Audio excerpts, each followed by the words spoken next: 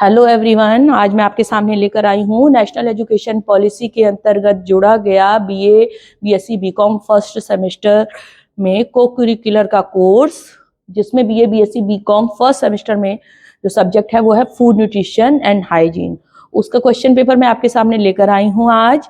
ये question paper Chhatrapati Sahuji Maharaj Vishwavidyalaya का सत्र 2021-22 का प्रश्न पत्र है। और इस वीडियो के प्रथम भाग में हमने इस प्रश्न पत्र के शुरुआत के 1 से लेकर 35 प्रश्न आपके सामने हल किए थे। आज इस द्वितीय भाग में हम आगे के प्रश्न आपके सामने हल करेंगे। चलिए शुरू करते हैं। हमारा यहाँ सबसे पहला क्वेश्चन है, वो है which vitamin is not stored in the body. शरीर में ऐसा कौन सा विटामिन है जो स्टोर नहीं होता है। मैं आपको बता दूं कि जो जल में घुलनशील विटामिन है, vitamin B and C, vitamin B और सी दोनों जल में घुलनशील विटामिन है और ये दोनों विटामिन शरीर में स्टोर नहीं होते हैं, शरीर में संग्रह नहीं होते हैं, बल्कि एक्सेस अमाउंट में होने पर शरीर से बाहर वेस्ट के फॉर्म में निकल जाते हैं। तो हमारा यहाँ जो इस प्रश्न का सही उत्तर होगा वो होगा विटामिन सी। ये जल में घुलनशील विटामिन है और ये शरीर में स्टोर नहीं होता है। इस प्रश्न का सही उत्तर होगा विटामिन सी। अगले प्रश्न की तरफ बढ़ते हैं। हमारा अगला प्रश्न है, what is the main function of carbohydrate. तो कार्बोहाइड्रेट एक प्रकार का पोषक तत्व है जो कि शरीर को ऊर्जा देने का काम करता है। यहाँ अगर हम ऑप्शन पर नजर डालते हैं तो हम देखते हैं शरीर में चिकनाई उत्पन्न करना, शरीर की रोग निरोधक क्षमता को बढ़ाना, शरीर में ऊर्जा तथा शक्ति पैदा करना और उपयुक्त में से कोई नहीं। तो इस प्रश्न का जो सही उत्तर होगा वो होगा सी ऑप्शन। सही उत्तर होगा C option, generate energy and power in the body. शरीर में ऊर्जा तथा शक्ति पैदा करना, ये इस प्रश्न का सही उत्तर होगा। अगले प्रश्न की तरफ बढ़ते हैं। हमारा अगला प्रश्न है, which vitamin is remove by washing vegetable. तो जो जल में घुलनशील विटामिन है, कौन कौन से विटामिन है हम लोग बहुत बार रिवाइज कर चुके हैं। जल में घुलनशील विटामिन है विटामिन बी और C, vitamin B and vitamin C. ये दोनों ही विटामिन अगर हम किसी भी फूड प्रोडक्ट को धोते हैं, वॉश करते हैं, पानी से वॉश करते हैं, तो वो पानी में से पानी के माध्यम से वो उस सब्जी में से या उस फूड प्रोडक्ट में से रिमूव हो जाते हैं। तो यहाँ हमारा सही उत्तर होगा विटामिन सी, क्योंकि विटामिन सी क्या है, जल में घुलनशील विटामिन है और जब भी हम सब्जियों को धोएंगे तो विटामिन सी उसमें से रिमूव हो जाता है, उसमें से हट जाता है। तो इसका सही उत्तर होगा विटामिन सी। अगले प्रश्न की तरफ बढ़ते हैं। अगला प्रश्न है, the best mean of obtaining protein in the plant world is. जो वनस्पति जगत है उसमें से कौन सा ऐसा स्रोत है जिससे सबसे ज्यादा प्रोटीन हमें प्राप्त होता है। सबसे सर्वोत्तम प्रोटीन का साधन वनस्पति जगत से कौन सा है। तो इसका सही उत्तर होगा सोयाबीन। सोयाबीन जो है वो सर्वोत्तम साधन है प्रोटीन प्राप्ति का वनस्पति जगत से। इसको गरीबों का मांस भी कहा जाता है। अगला प्रश्न, which is disease is caused by lack of fat. वसा की कमी से कौन सा रोग हो जाता है। तो जो वसा की कमी से जो रोग हो जाता है उसको हम कहते हैं फ्राइनोडर्मा। इस प्रश्न का सही उत्तर होगा सी ऑप्शन, फ्राइनोडर्मा। इस रोग में जो शरीर की जो त्वचा होती है वो खुरदरी हो जाती है, रूखी सूखी हो जाती है, उसको टोड लाइक स्किन भी कहते हैं। इसके अलावा जो ऑप्शन और हैं वो है ओबिसिटी और डायबिटीज। ये दोनों ही वसा की अधिकता से होने वाले रोग हैं। तो हमारा यहाँ इस प्रश्न का सही उत्तर होगा सी ऑप्शन, फ्राइनोडर्मा। अगला प्रश्न है, obese person should take less calorie in food to reduce their body weight. मोटे व्यक्ति को अपना शारीरिक भार कम करने के लिए कितनी कैलोरी भोजन में कम लेनी चाहिए। तो जो Indian council of medical research है उन्होंने हर व्यक्ति की उम्र, लिंग और उनकी कार्य करने की गतिविधि के आधार पर उनके लिए आवश्यक पोषक तत्वों की मात्रा बताई है, रिकमेंड की है, जिसको आरडीए, डेली रिकमेंडेड अलाउंसेस कहा जाता है।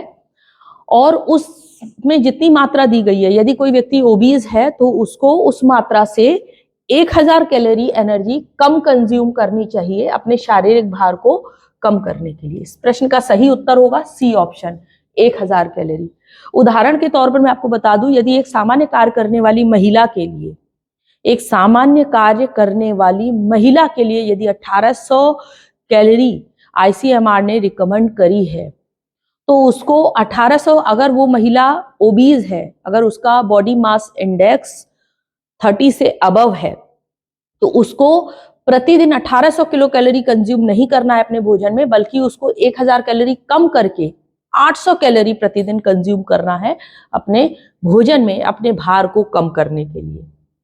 तो इस प्रश्न का सही उत्तर होगा C option. Now in the next question is what is the best way to store energy. Energy को स्टोर करने का सबसे उत्तम स्रोत कौन सा है? तो एनर्जी को स्टोर करने का सबसे उत्तम स्रोत ग्लूकोज है। इस प्रश्न का सही उत्तर होगा ग्लूकोज। ग्लूकोज एक प्रकार का मोनोसेक्राइड कार्बोहाइड्रेट है जो बॉडी में डायरेक्टली ऊर्जा देने का, डायरेक्टली एनर्जी देने का काम करता है। साथ ही साथ यदि ग्लूकोज अधिक हो जाता है तो ग्लाइकोजन के फॉर्म में कन्वर्ट होकर के लीवर में कलेक्ट हो जाता है, यकृत में कलेक्ट हो जाता है, और फिर से आवश्यकता पड़ने पर यही ग्लाइकोजन ग्लूकोज में कन्वर्ट होकर शरीर को ऊर्जा देने का काम करता है। तो ग्लूकोज जो है वो ऊर्जा संग्रह का उत्तम स्रोत है। हम अपने अगले प्रश्न की तरफ बढ़ते हैं। हमारा अगला प्रश्न है what is the chemical name of vitamin B7। B7 का केमिकल नेम क्या है? तो अगर हम यहाँ सभी विटामिन की बात करते हैं तो हम देखिए हमारे पास है हाइलोक्विनोन, दैट इज विटामिन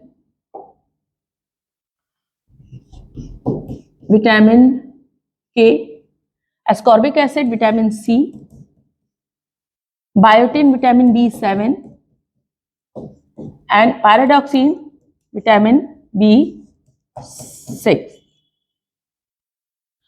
तो यहां जो पूछा है वो है विटामिन B7 का केमिकल नेम क्या है? तो इसका सही उत्तर होगा सी ऑप्शन, बायोटिन। बायोटिन जो है वो विटामिन B7 का रासायनिक नाम है।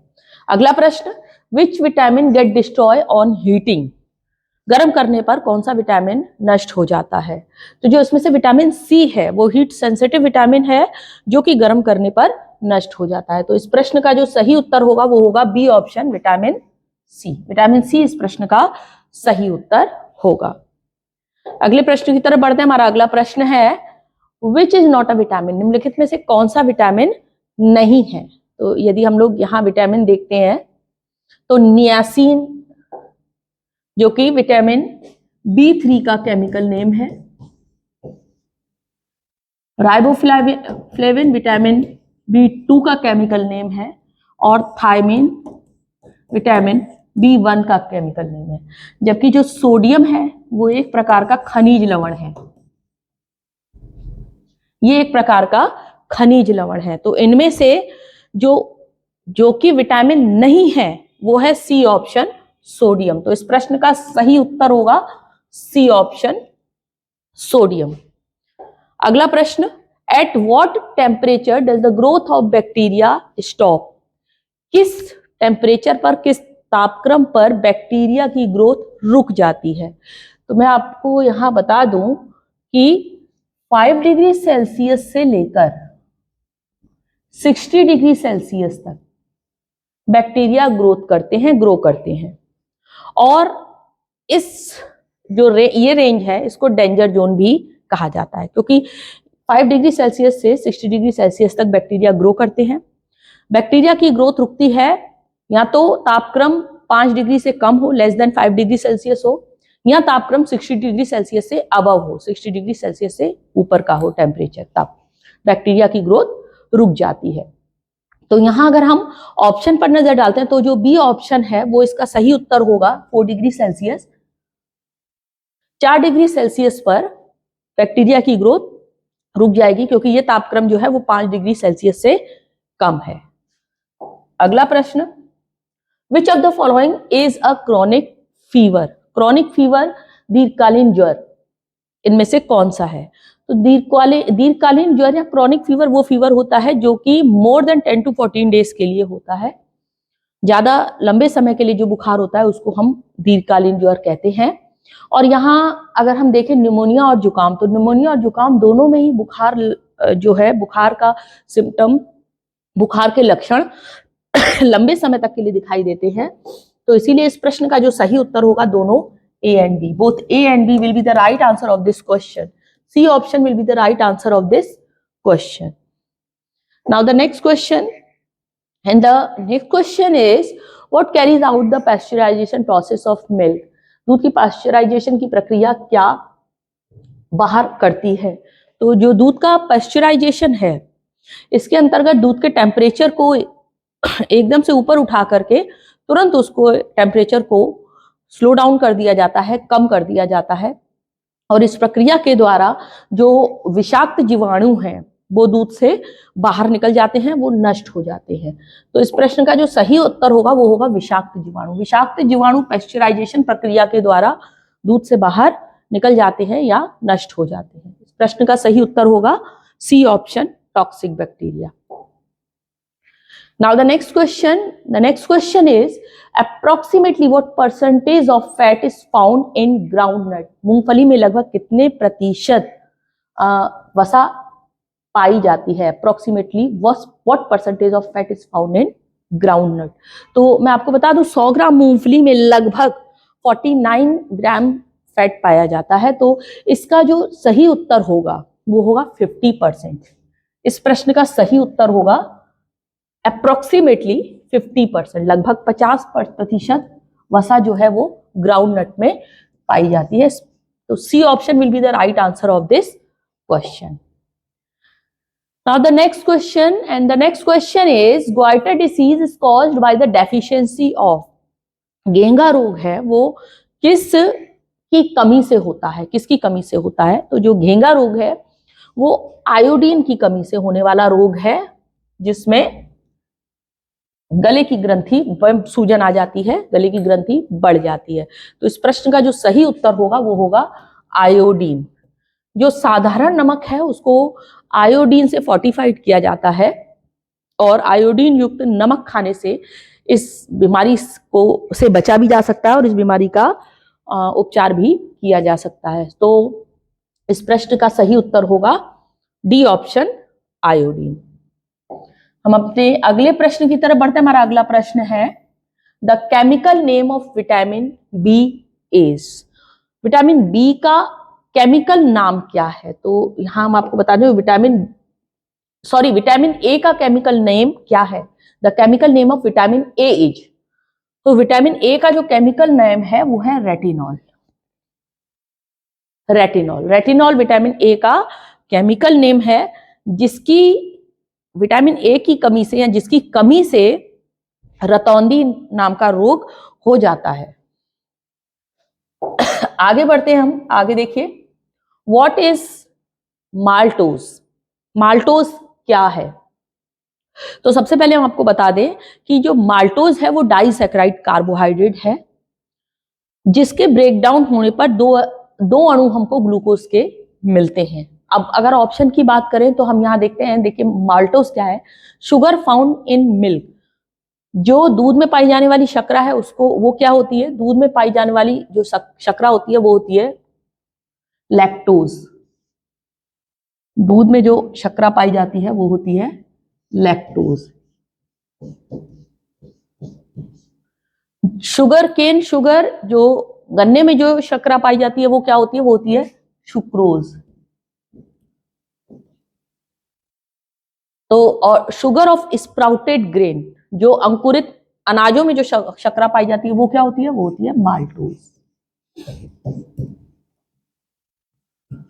तो इस प्रश्न का जो सही उत्तर होगा वो होगा C option, sugar of sprouted grain, अंकुरित अनाज की शर्करा। इस प्रश्न का सही उत्तर होगा। लेकिन ऑब्जेक्टिव टाइप क्वेश्चन है, आपसे ऐसे क्वेश्चन भी पूछे जा सकते हैं कि गन्ने की शर्करा कौन सी होती है या दूध में जो शर्करा पाई जाती है वो कौन सी होती है। तो आपको ये भी याद होना चाहिए कि जो लैक्टोज है वो दूध में पाई जाने वाली डाइसैकेराइड शर्करा है, सुक्रोज जो है वो गन्ने की शुगर है, और जो माल्टोज है वो स्प्राउटेड ग्रेन की शुगर है। तो यहां अगर प्रश्न की बात करें तो इस प्रश्न का सही उत्तर होगा C option, sugar of sprouted grain. Next question is this is the symptom of diphtheria. Diphtheria रोग का लक्षण क्या है? तो डिप्थीरिया रोग गले से संबंधित प्रॉब्लम है, तो इस रोग का जो लक्षण होगा वो गले की परेशानी होगा। क्योंकि और कोई ऑप्शन अगर हम बात करें तो श्वास नली की परेशानी है, नासिका की परेशानी है, और लास्ट ऑप्शन है उपयुक्त में से कोई नहीं। तो इसमें सबसे जो बेस्ट ऑप्शन है वो है गले की परेशानी। इस प्रश्न का सही उत्तर होगा सी ऑप्शन, गले की परेशानी। चलिए हम अगले प्रश्न की तरफ आगे बढ़ते हैं। हमारा अगला प्रश्न है असेंशियल अमीनो एसिड्स इज, आवश्यक अमीनो अम्ल कौन से हैं इनमें से। तो हम आपको बता दें कि जो आवश्यक अमीनो अम्ल है, अमीनो अम्ल क्या होते हैं? अमीनो अम्ल प्रोटीन का सरलतम रूप है, अर्थात जो प्रोटीन है वो हमारे शरीर में जाने के बाद जब हम प्रोटीन भोजन के द्वारा अगर हमें जो प्रोटीन पोषक तत्व के रूप में हमें जो मिलता है, उसके पाचन के पश्चात वो अमीनो अम्लों में बदल जाता है और शरीर में वृद्धि और विकास का कार्य करता है। अमीनो अम्ल में जो आवश्यक वश्य अम्ल है, आवश्यक अमीनो अम्ल है वो 9 है, वो संख्या में 9 है। कौन कौन से? वो है lysine, leucine, isoleucine, threonine, methionine, tryptophan, phenylalanine, valine. अब यदि यहां अगर हम ऑप्शन की बात करते हैं तो इन ऑप्शंस में से हमारा जो सही उत्तर होगा वो होगा लाइसिन। लाइसिन इनमें से हम देख रहे हैं आवश्यक अमीनो अम्ल का नाम है लाइसिन। तो इस प्रश्न का सही आंसर होगा बी ऑप्शन। इस तरीके के प्रश्न के लिए आप 9 आवश्यक अमीनो अम्ल के नाम अच्छे से याद कर लीजिए और उसके बाद आप आसानी से बता पाएंगे। इस तरीके के प्रश्न के उत्तर आप दे सकते हैं। प्रश्न कैसे भी आ सकता है, प्रश्न आ सकता है कि निम्न में से कौन सा आवश्यक अमीनो अम्ल है, या प्रश्न ये भी आ सकता है कि निम्नलिखित में से कौन सा आवश्यक अमीनो अम्ल नहीं है। यदि आप 9 आवश्यक अमीनो अम्ल के नाम अच्छे से याद कर लेते हैं तो आप इस तरीके के प्रश्नों के उत्तर आसानी से दे सकते हैं। चलिए हम आगे अपने नेक्स्ट प्रश्न की तरफ बढ़ते हैं, अगले प्रश्न की तरफ बढ़ते हैं। अगला प्रश्न है मालन्यूट्रिशन इज रिस्पॉन्सिबल फॉर, कुपोषण उत्तरदायी है। कुपोषण किसके लिए उत्तरदायी है? तो यदि कुपोषण की समस्या है तो इलिटरेसी, पॉवर्टी और एडल्ट्रेशन, अशिक्षा, निर्धनता और मिलावट, तीनों के लिए ही कुपोषण उत्तरदायी होगा। तो इस प्रश्न का जो सही उत्तर होगा वो होगा उपयुक्त सभी, उपयुक्त सभी, ऑल ऑफ द अबव। अगला प्रश्न है हमारा kwashiorkor disease was first discovered in the year. जो क्वाशरकोर रोग था वो पहली बार डिस्कवर्ड किया गया किस वर्ष में? कौन से वर्ष में क्वाशरकोर रोग डिस्कवर्ड किया गया? मैं आपको बता दूं कि जो क्वाशरकोर रोग है, क्वाशरकोर जो बीमारी है, वो एक African scientist Sicily Williams, African scientist Sicily Williams के द्वारा 1933 में डिस्कवर्ड किया गया और इन्होंने सर्वप्रथम 1933 में क्वाशरकोर डिसीज को डिस्कवर्ड किया, जो कि प्रोटीन की कमी से होने वाला रोग है। तो इस जो प्रश्न का सही उत्तर होगा वो होगा सी ऑप्शन, 1933। अगला प्रश्न है हमारा the major factor affecting diet planning is. जो मेजर फैक्टर है डाइट प्लान को अफेक्ट करने वाला वो कौन सा है? तो जो डाइट प्लान है या आहार की जो योजना है वो होती है कि प्रतिदिन एक व्यक्ति को उनके लिए आवश्यक पोषक तत्वों की मात्रा के अनुसार कितना भोजन दिया जाए, ये आहार आयोजन कहलाता है। और आहार आयोजन में हम मान, सम्मान और जाति को सम्मिलित नहीं करते हैं। अगर हम इसके मेजर फैक्टर की बात करें तो इसमें हम मान, सम्मान और जाति को सम्मिलित नहीं करते हैं। मान, सम्मान और जाति को देख करके हम ये निर्धारित नहीं करते कि इसको क्या भोजन देना है या कितनी मात्रा में देना है। तो इसका जो सही उत्तर होगा वो होगा उम्र। आयु को देख करके यह निर्धारित होता है कि किसी व्यक्ति के लिए डाइट प्लान करना है तो उनको कितनी मात्रा में उनकी पोषक तत्वों की मांग है और उसके अनुसार उनके आहार में क्या सम्मिलित किया जाना होगा, क्योंकि विभिन्न आयु वर्ग के लोगों के लिए पोषक तत्वों की जो मांग होती है वो अलग अलग होती है। अगला प्रश्न है for the supply of iron a pregnant woman should be given. जो लोहे की आपूर्ति के लिए गर्भवती महिला को क्या दिया जाना चाहिए? तो जो यहाँ ब्रोकली है और स्पिनच है, ब्रोकली और पालक दोनों में ही आयरन अच्छी मात्रा में पाया जाता है, इसीलिए गर्भवती महिला को दोनों ही दिया जा सकता है, both A and D. C option will be the right answer, दोनों ही दिया जा सकता है एक गर्भवती महिला को आयरन की सप्लाई के लिए। So the C option will be the right answer of this question. Next question, headquarter of world health organisation is located at, WHO का हेडक्वार्टर कहां पर है? तो WHO का जो हेडक्वार्टर है वो स्विट्जरलैंड में जेनेवा में है। तो the right answer will be the A option. इस प्रश्न का सही उत्तर होगा ए ऑप्शन, जेनेवा। अगला प्रश्न, when did the mid day meal programme come into force? Mid day meal programme कब शुरू किया गया था? तो मिड डे मील प्रोग्राम 15 अगस्त 15th of अगस्त 1995 को शुरू किया गया था। तो इस प्रश्न का सही उत्तर क्या होगा? B option, 1995। B option will be the right answer of this question. अगला प्रश्न, kwashiorkor disease is caused by the deficiency of. अभी इससे पहले भी प्रश्न में मैंने आपसे ये बात डिस्कस की थी, जो क्वाशरकोर बीमारी है वो सिसली विलियम्स ने सबसे पहले उसको डिस्कवर्ड किया था। और क्वाशरकोर डिसीज किसकी डेफिशिएंसी के कारण होती है? प्रोटीन की डेफिशिएंसी के कारण होती है। सो इस प्रश्न का सही उत्तर होगा बी ऑप्शन, प्रोटीन। अगला प्रश्न, which is universal donor blood group? Universal donor blood group कौन सा होता है? तो universal donor blood group O होता है। ब्लड ग्रुप ओ में ना तो ए एंटीजन होते हैं ना बी एंटीजन होते हैं, इसीलिए यह ब्लड ग्रुप जो है वो किसी को भी दिया जा सकता है, डोनेट किया जा सकता है, इसीलिए ओ ब्लड ग्रुप को यूनिवर्सल डोनर ब्लड ग्रुप कहते हैं। अगला प्रश्न, नॉर्मल बॉडी टेम्परेचर। यदि नॉर्मल बॉडी टेम्परेचर की बात हो रही है तो यहाँ जो यूनिट दी हुई है वो है फ़ारेनहाइट। फ़ारेनहाइट में एक सामान्य शरीर का तापक्रम जो होता है वो होता है 98.6 फ़ारेनहाइट, 98.6 फ़ारेनहाइट। इस प्रश्न का सही उत्तर होगा बी ऑप्शन, 98.6 डिग्री फ़ारेनहाइट। यदि यहाँ ऑप्शन सेल्सियस में होता तो मैं आपको बता दूं, एक सामान्य शरीर का तापक्रम सेल्सियस में होता है 37 डिग्री सेल्सियस। चलिए अगला प्रश्न है, when was the national nutrition policy adopted? जो राष्ट्रीय पोषण नीति है वो कब अपनाई गई थी? तो राष्ट्रीय पोषण नीति 1993 में अपनाई गई थी। इस प्रश्न का सही उत्तर होगा सी ऑप्शन, 1993। और इस पॉलिसी का जो उद्देश्य था वो था भारत देश से कुपोषण की समस्या का समाधान करना व भारत देश के सभी व्यक्तियों के लिए ऑप्टिमम न्यूट्रिशन सुनिश्चित करना, इस पॉलिसी का मुख्य उद्देश्य था। अगला प्रश्न, the name protein was proposed by which scientist? Protein नाम किस वैज्ञानिक द्वारा प्रस्तावित किया गया था?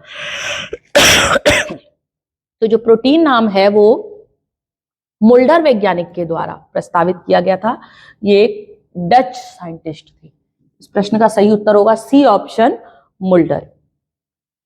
अगला प्रश्न, a good source of sodium is? Sodium का सबसे अच्छा स्रोत कौन सा है? तो आपको बता दें, जो नमक है वो सोडियम क्लोराइड होता है और सोडियम का सबसे अच्छा स्रोत है। तो यहाँ सही उत्तर होगा नमक, NaCl।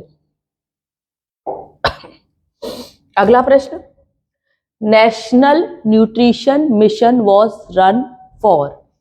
जो राष्ट्रीय पोषण मिशन है किसके लिए चलाया गया था?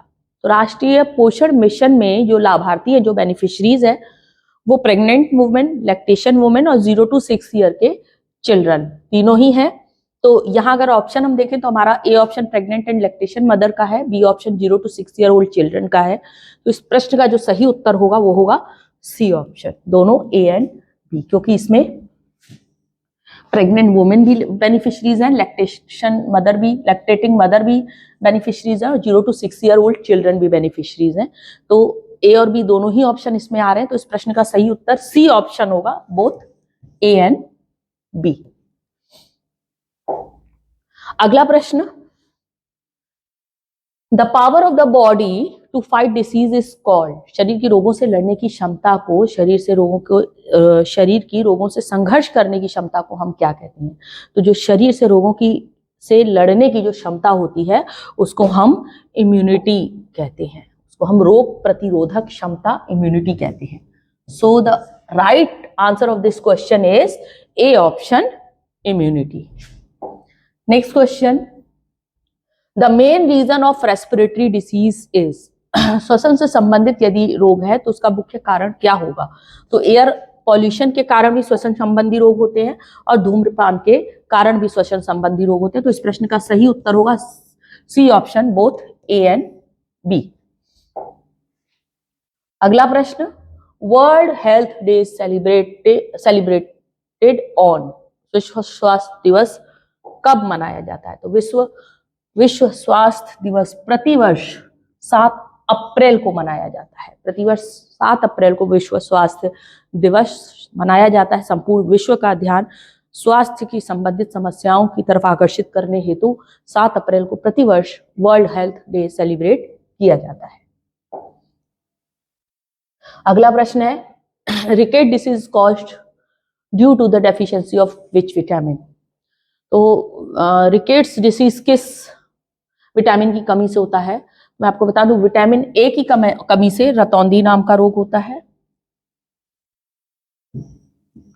रतौंधी। विटामिन सी की कमी से स्कर्बी। विटामिन बी की कमी से बेरी।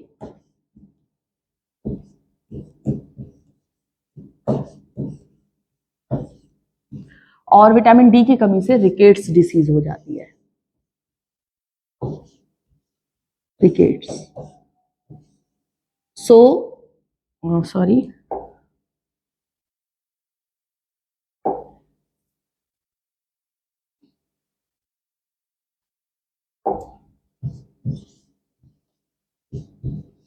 rickets.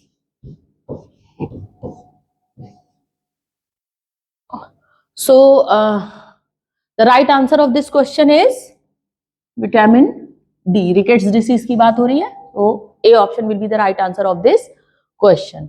यह बीमारी बच्चों को होती है और इस बीमारी में बच्चों की हड्डियां कमजोर हो जाती हैं। अगला प्रश्न, What is the most essential for the development of children? यदि यहाँ विकास की बात हो रही है कि बच्चे के विकास के लिए सबसे ज्यादा जरूरी क्या है, तो ये सभी पोषक तत्व हैं, प्रोटीन, वसा, कार्बोहाइड्रेट, जिसमें वसा और कार्बोहाइड्रेट दोनों ही शरीर को ऊर्जा देने का काम करते हैं, जबकि प्रोटीन जो है वो वृद्धि और विकास के लिए सहायक होता है। तो यहाँ विकास की बात हो रही है, तो विकास के लिए सबसे ज्यादा जरूरी क्या होगा? प्रोटीन होगा। तो इस प्रश्न का सही उत्तर है ए ऑप्शन, प्रोटीन। अगला प्रश्न, tuberculosis spread by which bacterium? Tuberculosis जो है वो बैसिलस बैक्टीरिया के कारण होता है। इस प्रश्न का सही उत्तर होगा C option, bacillus. Next, extra calorie demand of the pregnant women. Pregnant women को कितनी एक्स्ट्रा कैलोरी की आवश्यकता होती है? तो आईसीएमआर ने प्रेग्नेंट महिला के लिए सामान्य से 300 कैलोरी अतिरिक्त एनर्जी की मांग बताई है। तो इस प्रश्न का सही उत्तर होगा ए ऑप्शन, 300 कैलोरी। एक सामान्य जो एक प्रेग्नेंट लेडी है उसको एक सामान्य महिला से 300 कैलोरी अतिरिक्त एनर्जी कंज्यूम करनी होगी अपने भोजन में। हमारा अगला प्रश्न है कि इम्यूनिटी बूस्टिंग मेजर इंक्लूड, जो प्रतिरक्षा बढ़ाने के लिए क्या शामिल करें? Eating nutritious food, getting good sleep, doing proper exercise और ऑल ऑफ द अबव। तो अगर हम अपनी रोग प्रतिरोधक क्षमता को बढ़ाना चाहते हैं तो हमको सभी को अपने दिनचर्या में शामिल करना होगा। इस प्रश्न का सही उत्तर होगा ऑल ऑफ द अबव। हमको प्रॉपर न्यूट्रिशियस फूड भी लेना है, गुड स्लीपिंग भी है और प्रॉपर एक्सरसाइज भी करनी है, तब हम अपनी रोग प्रतिरोधक क्षमता को बढ़ा सकते हैं। So the D option will be the right answer of this question. अगले प्रश्न की तरफ बढ़ते हैं। हमारा अगला प्रश्न है, what should be eaten for the supply of vitamin C? Vitamin C की सप्लाई के लिए हमको क्या लेना चाहिए, क्या खाना चाहिए? तो आपको बता दूं कि जो विटामिन सी है वो खट्टे भोज्य पदार्थों में पाया जाता है। और यहाँ लेमन और आंवला दोनों ही विटामिन सी के अच्छे स्रोत हैं, गुड सोर्स हैं। और यहाँ जो सही उत्तर होगा वो होगा दोनों, ए एंड बी। दोनों ही खट्टे भोज्य पदार्थ में सम्मिलित हैं और दोनों विटामिन सी के अच्छे स्रोत हैं। तो यहाँ सही उत्तर होगा, इस प्रश्न का सही उत्तर होगा C option, both A and B. अगला प्रश्न, what is necessary for child up to the age of 6 month. अच्छा, 6 माह तक के बच्चे को दिया जाना आवश्यक है। तो 6 महीने के बच्चे को सिर्फ और सिर्फ माँ का दूध दिया जाता है। माँ का दूध उसके लिए संपूर्ण आहार है, यह आसानी से डाइजेस्टेबल भी होता है, पाचनशील होता है, साथ ही साथ बच्चे के लिए आवश्यक सभी पोषक तत्व उसमें मौजूद होते हैं। इसीलिए 6 महीने तक के बच्चे को माँ का दूध दिया जाता है। सो इस प्रश्न का जो सही उत्तर होगा वो होगा डी ऑप्शन, माँ का दूध। अगला प्रश्न, BCG vaccine is given for the prevention of which disease. जो बीसीजी वैक्सीन है वो किस बीमारी से बचने के लिए दिया जाता है? तो बीसीजी वैक्सीन जो है वो तपेदिक ट्यूबरक्लोसिस से प्रिवेंट करने के लिए यह वैक्सीन बच्चे को लगाई जाती है उसके जन्म के तुरंत पश्चात। तो इस प्रश्न का सही उत्तर होगा ए ऑप्शन, ट्यूबरक्लोसिस। हमारा अगला प्रश्न, these substance fall in the first food group. पहले भोज्य समूह में इनमें से क्या आता है? तो जो भोज्य समूह बताए गए उसमें 5 मूल्य भोज्य समूह है, उसमें सबसे पहला भोज्य समूह जो है वो अनाज का है।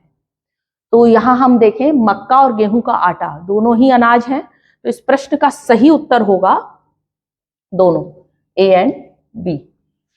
भोज्य समूह से संबंधित एक वीडियो मेरे YouTube चैनल पर अपलोडेड है, आप वहां से भी देख सकते हैं। आप सभी भोज्य समूह की विस्तार पूर्वक जानकारी उस वीडियो से ले सकते हैं। जो सबसे पहला भोज्य समूह अनाज का है उसमें इस प्रश्न का सही उत्तर होगा C option, both A and B. मक्का और गेहूं का आटा दोनों ही पहले भोज्य समूह में सम्मिलित किया गया है। अगला प्रश्न, विच विटामिन प्रोवाइड इम्यूनिटी। इनमें से कौन सा विटामिन है जो प्रतिरक्षा प्रदान करता है, इम्यूनिटी सिस्टम को बूस्ट करता है? तो विटामिन सी जो है वो हमें प्रतिरक्षा प्रदान करता है, हमारी इम्यूनिटी सिस्टम को स्ट्रांग बनाता है, बूस्ट करता है। तो B option will be the right answer of this question. Next question, vitamin A is stored in the human body. Vitamin A human body में कहाँ स्टोर होता है? मानव शरीर में विटामिन ए भंडारित होता है किस जगह पर? मानव शरीर में विटामिन ए जो है वो यकृत में भंडारित होता है, लीवर में भंडारित होता है। इस प्रश्न का सही उत्तर होगा ये option, in the liver. Next, vitamin useful for clotting of blood is. कौन सा विटामिन जो है वो ब्लड क्लॉटिंग के लिए आवश्यक है, उपयोगी है? तो इस प्रश्न का सही उत्तर होगा विटामिन के। विटामिन के जो है वो रक्त का थक्का जमाने के लिए उपयोगी होता है। तो इस प्रश्न का सही उत्तर होगा विटामिन के। अगला प्रश्न, What are the physical change that occur during pregnancy? Pregnancy के टाइम में शरीर में कौन सा शारीरिक परिवर्तन होता है? तो शारीरिक परिवर्तन की बात हो रही है तो हार्मोनल चेंजेस भी होते हैं और मेटाबॉलिज्म चेंजेस भी होते हैं ड्यूरिंग प्रेगनेंसी। तो इस प्रश्न का सही उत्तर होगा C option, both A and B. दोनों ही होते हैं, तो इस प्रश्न का सही उत्तर सी ऑप्शन होगा, both A and B. Next question is symptom of high blood pressure are. उक्त रक्तचाप के लक्षण क्या हैं? तो उक्त रक्तचाप में सरदर्द भी होता है, चक्कर भी आते हैं। तो यहां भी इस प्रश्न का सही उत्तर होगा दोनों, A and B. Next question, the causes of obesity is. मोटापे का कारण क्या है इनमें से? लेस फिजिकल लेबर, फैट और inheritance. Last option is all of the above. तो इस प्रश्न का सही उत्तर है ऑल ऑफ द अबव। मोटापा है उपयुक्त सभी कारणों से हो सकता है, तो उपयुक्त सभी ही इसके कॉजेज हैं, कॉजेज ऑफ ओबेसिटी हैं। तो इस प्रश्न का सही उत्तर होगा D option, all of the above. Next, how many year is considered infancy.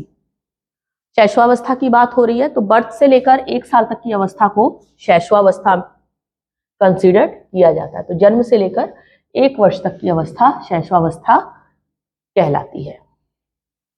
अगला प्रश्न, dash occur in every cell and body of the every cell and blood of the body.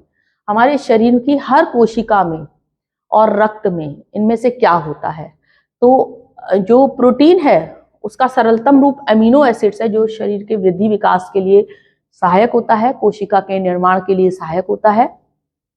तो इस प्रश्न का सही उत्तर होगा A option, amino acids. Next question, what is the percentage of water in our body? मानव शरीर में जल का प्रतिशत कितना होता है? तो मानव शरीर में जो जल का प्रतिशत है वो लगभग 50 से 60% होता है। तो इस प्रश्न का सही उत्तर होगा बी ऑप्शन, 50 से 60%। Now the next question is, what are made by oxidation of fat? वसा के ऑक्सीकरण से क्या बनते हैं? तो वसा के ऑक्सीकरण से कीटोन्स बनते हैं। इस प्रश्न का सही उत्तर होगा C option, ketones. C option will be the right answer of this question. यदि अमीनो अम्ल की बात करते हैं तो अमीनो अम्ल जो है वो प्रोटीन का सरलतम रूप है, और हीमोग्लोबिन एक प्रकार का संयुक्त प्रोटीन है जो रक्त में पाया जाता है, जिसके कारण रक्त का लाल रंग होता है। Now the next question is approximately how many types of essential amino acids are found in protein? तो मैंने आपको बताया था कि आवश्यक अमीनो अम्ल की जो संख्या है वो approximately 9 होती है। तो इस प्रश्न का सही उत्तर है 9। B option will be the right answer of this question, 9। Next question, और कॉम्प्लेक्स कार्बोहाइड्रेट इज, यदि बात कॉम्प्लेक्स कार्बोहाइड्रेट की हो रही है तो कॉम्प्लेक्स कार्बोहाइड्रेट पॉलीसेकेराइड्स कार्बोहाइड्रेट होते हैं, जिसमें मोनोसेकेराइड्स कार्बोहाइड्रेट की लंबी श्रृंखला होती है। यदि यहाँ ऑप्शन देखते हैं तो यहाँ है ग्लाइकोजन, सेलुलोज और पैक्टीन। ये तीनों ही पॉलीसेकेराइड्स कार्बोहाइड्रेट हैं जो कि कॉम्प्लेक्स कार्बोहाइड्रेट की श्रेणी में भी आते हैं। तो इस प्रश्न का सही उत्तर होना चाहिए ऑल ऑफ द अबव। मेरे अकॉर्डिंग टू मी ये कन्फ्लिक्टेड क्वेश्चन लग रहा है मुझे। यदि इस प्रश्न पर आप लोग भी अपनी कोई राय देना चाहें तो कमेंट्स बॉक्स में दे सकते हैं। अगला प्रश्न, हमारा अगला प्रश्न है, it is very important for the use of fat. वसा के लिए बहुत जरूरी है। तो वसा के उपयोग जो है वो शरीर में कुछ विटामिन की उपस्थिति में होता है। तो इस प्रश्न का सही उत्तर होगा B option, vitamin will be the right answer of this question. Next question, golden rice is an evident source of, जो गोल्डन चावल होते हैं उसमें प्रचुर मात्रा में क्या पाया जाता है? तो जो गोल्डन चावल होते हैं उसमें प्रचुर मात्रा में विटामिन ए पाया जाता है। तो गोल्डन राइस विटामिन ए का एविडेंट सोर्स है। इस प्रश्न का सही उत्तर होगा B option, vitamin A. Next question is, when the amount of glucose in the body is high, it start coming out with urine, what symptoms is this? So this condition is called polyuria. This condition is called polyuria, and this is the symptoms of diabetes. Diabetes, मधुमेह में शरीर में insulin hormone की कमी होने के कारण glucose का प्रयोग नहीं हो पाता है, ग्लूकोज का उपयोग नहीं हो पाता और रक्त में, ब्लड में ग्लूकोज का लेवल, शर्करा का लेवल बढ़ जाता है। साथ ही साथ ग्लूकोज जो है वो बॉडी से यूरिन के थ्रू भी बाहर आने लगता है। इस कंडीशन को पॉलीयूरिया कहते हैं और यह डायबिटीज रोग का प्रमुख लक्षण है। अगला प्रश्न है हमारा, night blindness caused by deficiency of which vitamin? रतौंधी रोग किस विटामिन की कमी के कारण होता है? तो रतौंधी रोग विटामिन ए की कमी के कारण होता है। इस प्रश्न का सही उत्तर होगा B option, vitamin A. Next question, lactose is found in. Lactose को दूध की शर्करा, मिल्क शुगर भी कहते हैं, जो कि दूध में पाया जाता है। इस प्रश्न का सही उत्तर होगा A option, milk. Next question, which of the following vitamin contain cobalt? निम्नलिखित में से कौन सा विटामिन कोबाल्ट कौन से विटामिन में कोबाल्ट होता है? तो मैं आपको बता दूं, जो विटामिन B12 है उसका साइंटिफिक नेम है साइनोकोबालामीन, जिसमें कोबाल्ट पाया जाता है। तो इस प्रश्न का सही उत्तर होगा B option, vitamin B12। Next question is what is the best source of vitamin D? Vitamin D का सबसे अच्छा स्रोत क्या है? तो विटामिन डी का सबसे अच्छा स्रोत है सूरज का प्रकाश, सनलाइट। प्रश्न का सही उत्तर होगा सी ऑप्शन, सनलाइट। हमारा अगला प्रश्न है इंपोर्टेंट और sterility is caused by deficiency of which vitamin? तो मैं आपको बता दूं कि जो नपुंसकता या बंधता है वो विटामिन ई की कमी से आती है, विटामिन ई। इस प्रश्न का सही उत्तर होगा बी ऑप्शन, विटामिन ई। इसके कारण जो रिप्रोडक्टिव ऑर्गन्स हैं वो कमजोर हो जाते हैं और नपुंसकता और बंधता आती है। तो इस प्रश्न का सही उत्तर होगा बी ऑप्शन। हमारा इस प्रश्न पत्र का अगला और अंतिम प्रश्न, green colour of green leafy vegetable due to? हरी पत्तेदार सब्जियों का हरा रंग निम्नलिखित में से किसके कारण होता है? तो जो हरी पत्तेदार सब्जियां उनका हरा रंग निम्नलिखित में से क्लोरोफिल के कारण होता है। इस प्रश्न का सही उत्तर होगा सी ऑप्शन, क्लोरोफिल। इसके अतिरिक्त जो कैरोटिनॉइड्स है वो लाल पीले रंग के लिए का पिगमेंट है, जिसके कारण लाल और पीला रंग होता है, और एंथ्रोसाइनिन के कारण सब्जियों में बैगनी रंग होता है, बैगनी रंग का यह पिगमेंटेशन है। तो इस प्रश्न का सही उत्तर होगा क्लोरोफिल। तो इस वीडियो के माध्यम से मैंने आपके सामने इस प्रश्न पत्र के 100 प्रश्न आपके सामने रखे। मैंने कोशिश की कि प्रॉपर एक्सप्लेनेशन के साथ आपके सामने इन प्रश्नों का समाधान किया जाए, जिससे यह प्रश्न आपके लिए समझने योग्य हो सके और आपके लिए लाभप्रद हो सके। तो thank you so much for